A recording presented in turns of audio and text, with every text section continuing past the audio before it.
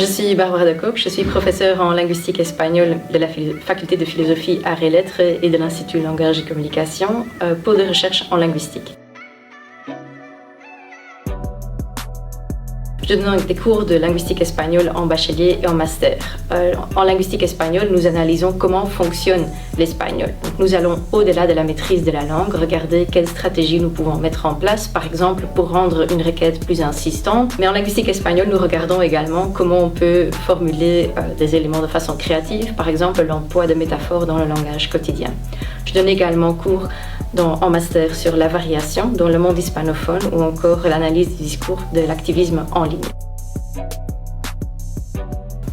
Ma recherche se concentre surtout sur la pragmatique et l'analyse discursive de l'espagnol.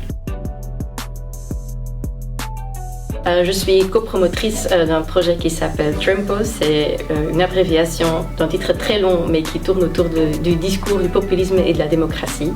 J'ai travaillé avec un collègue de linguistique française, le professeur Philippe Amby, et aussi avec des collègues de communication et sciences politiques.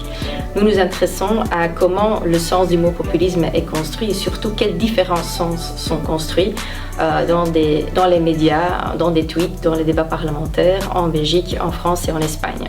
Ça nous permet de voir comment, selon le contexte ou le locuteur et ses objectifs, un sens différent est donné à ce mot.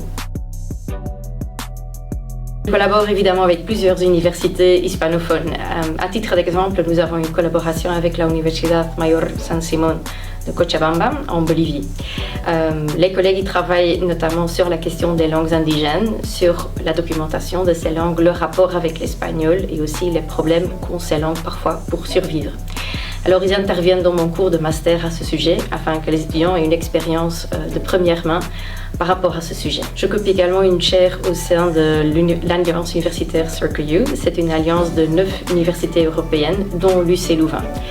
Cette chaire se déroule en lien avec le sujet de la démocratie et le but est de développer des activités pour les étudiantes et étudiants.